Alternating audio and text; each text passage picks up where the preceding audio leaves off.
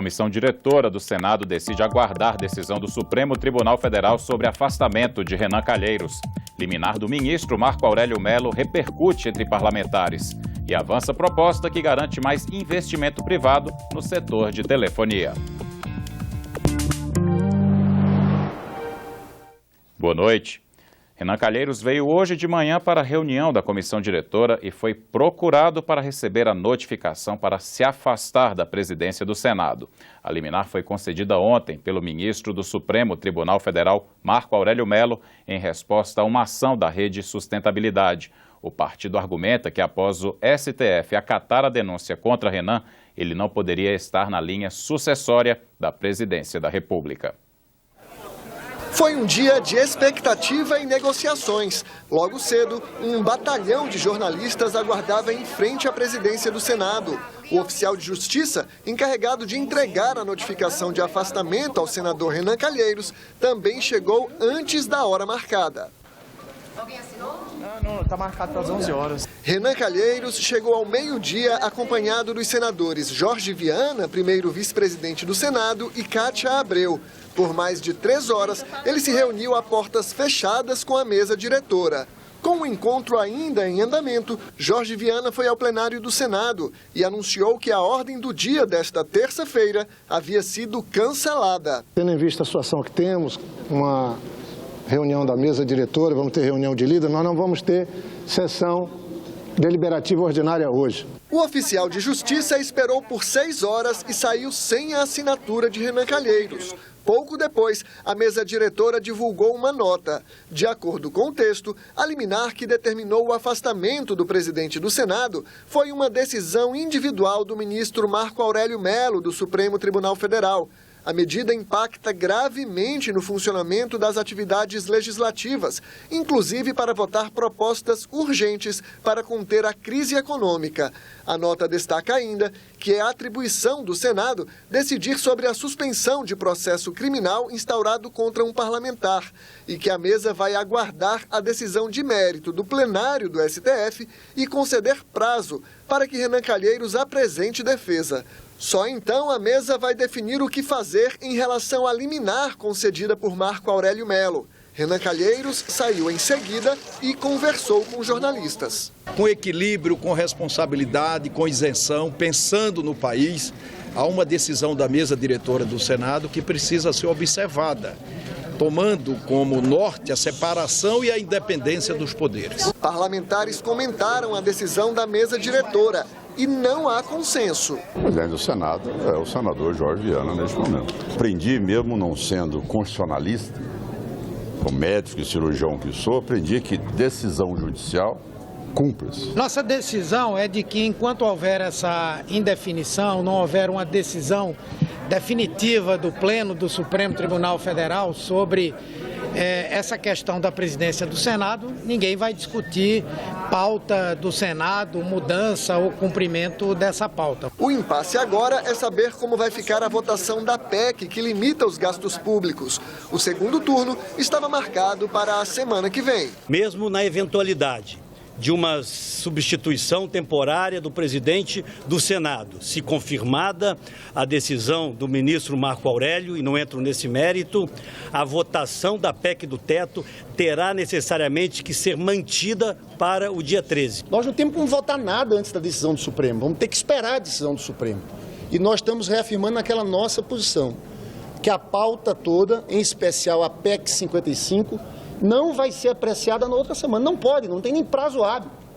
Renan Calheiros falou à imprensa após a reunião da comissão diretora. Ele criticou a decisão do ministro Marco Aurélio Mello, do Supremo Tribunal Federal, e defendeu a independência dos 3 poderes. Com equilíbrio, com responsabilidade, com isenção, pensando no país, há uma decisão da mesa diretora do Senado que precisa ser observada, tomando como norte a separação e a independência dos poderes. Eu já, como presidente do Senado Federal, me obriguei a cumprir liminares piores do ministro Marco Aurélio. Uma delas, que eu fiz questão de cumprir, citando um a um, foi uma decisão do ministro Marco Aurélio que impedia que nós acabássemos com os supersalários no Legislativo. Ele concedeu uma liminar e me obrigou a citar um a um. E eu citei um a um os 1.100 servidores do Senado que ganhavam acima do teto e desfiz o supersalário no Senado Federal. Em outras palavras, toda vez que ele ouve falar em acabar com o supersalário, ele parece tremer na alma. E ao tomar uma decisão para afastar 9 dias do término do mandato um presidente do Senado Federal, chefe de um poder, por decisão monocrática, a democracia, mesmo no Brasil, não merece esse fim. Eu anunciei um calendário aqui que foi aprovado pelos líderes, um calendário importantíssimo, de matérias importantíssimas de interesse nacional. É óbvio que continha esse calendário algumas matérias que feria interesse do próprio judiciário, do Ministério Público, mas isso é da democracia. Eu acho que há 9 dias, com uma pauta pré-definida aprovada pelos líderes, você afastar por decisão monocrática o presidente do Senado Federal, nenhuma democracia, sinceramente, merece isso. A comissão diretora do Senado entrou no início da noite de hoje com um recurso no STF, pedindo a nulidade da liminar do ministro Marco Aurélio Mello por não ter sido intimada a se pronunciar antes da decisão. E a presidente do Supremo Tribunal Federal, ministra Carmen Lúcia, marcou para esta quarta-feira a decisão sobre o afastamento de Renan Calheiros da presidência do Senado. A sessão vai ter início às 2 da tarde. O plenário do Senado tem sessão deliberativa agendada para amanhã, às 6 da tarde. Críticas à elevada carga tributária sobre o setor de telecomunicações marcaram a audiência pública realizada hoje pela Comissão de Transparência e Governança Pública. Em debate sobre o serviço de telefonia celular oferecido no país, o presidente da Anatel disse que os impostos correspondem, em média, a 43% do que o consumidor paga na conta. O consumidor de Rondônia, ao utilizar serviços de telecomunicações, mais da metade da conta dele é tributo. Na média brasileira, é 43%. Então, se nós tirássemos esse valor, certamente o serviço seria muito mais barato. A gente sabe que tem que fazer superávit primário, mas há uma demanda, há uma necessidade social, há uma necessidade de crescimento, porque isso gera crescimento econômico na hora em que os serviços estão disponíveis para a sociedade. Esses tributos, eles são repassados para o consumidor, todos nós pagamos, isso acaba onerando as contas e além do serviço que já é bastante elevado, bastante caro do ponto de vista do consumidor. O setor de telecomunicações, apesar de ser um setor fundamental, essencial para o desenvolvimento da sociedade, ele é o mais tributado no Brasil do que em qualquer lugar no mundo e disparado. Além dos impostos, sejam eles estaduais, federais, municipais, nós temos arrecadado mais de 90 bilhões de fundos setoriais e a maioria deles sequer foram utilizados pelo setor para a sua destinação original. Durante a reunião, a representante do Proteste, entidade de defesa dos consumidores, informou que o setor de telecomunicações lidera as reclamações nos PROCONs. Ela afirma que, com frequência, os usuários são vítimas de cobranças indevidas ou abusivas e têm grandes dificuldades para resolver o problema. Em nome das operadoras, Carlos Duprá disse que há muitas reclamações por causa do alto número de clientes, uma vez que o Brasil tem hoje mais de 250 milhões de linhas de celular ativas. Ele acrescentou que o setor é prejudicado por custos sempre crescentes, pela concorrência com aplicativos como o WhatsApp e pelas restrições que a carga tributária traz à expansão dos investimentos. Na reunião, o presidente da Comissão de Transparência e Governança reclamou da ausência do representante do Ministério das Comunicações.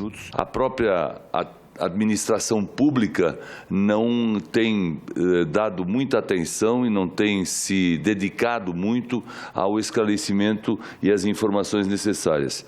Tanto é verdade que para esta comissão nós convidamos um representante do Ministério de Ciência, Tecnologia, Inovações e Comunicação e por e-mail o Ministério informou que não poderia estar presente aqui nesta audiência. A Comissão da Agenda Brasil aprovou por unanimidade um projeto que muda a Lei Geral de Telecomunicações. O objetivo é atrair mais investimentos privados para a telefonia celular e banda larga nas regiões distantes dos grandes centros urbanos. A proposta prevê que o regime de outorga para as empresas concessionárias dos serviços dê lugar à autorização pela Anatel.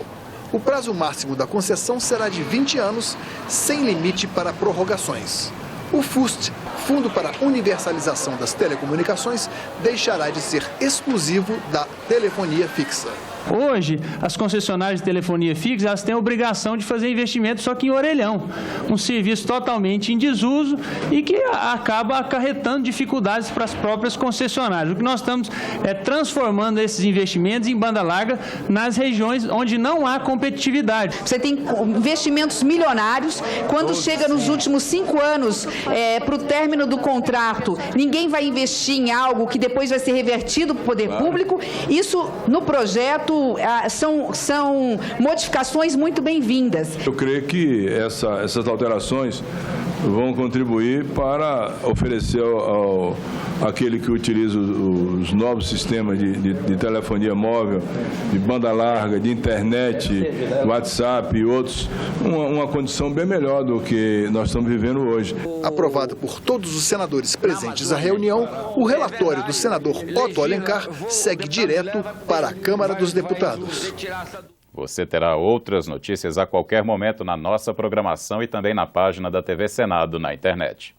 Obrigado pela companhia, boa noite e até amanhã.